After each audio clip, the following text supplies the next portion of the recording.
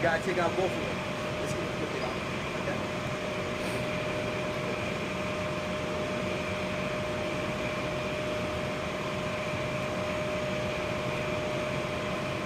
That's why it wasn't dropping them all that was because you still had that plug in there.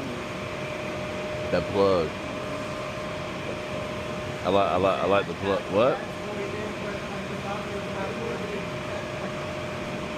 $400 equipment. It's not working.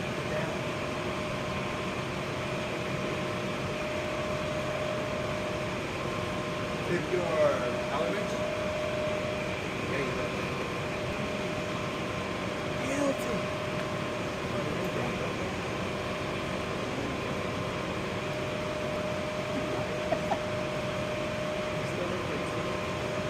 Remember when you guys are adjusting gas pressure, you guys always pull those plugs all the way out. Or leave them in there.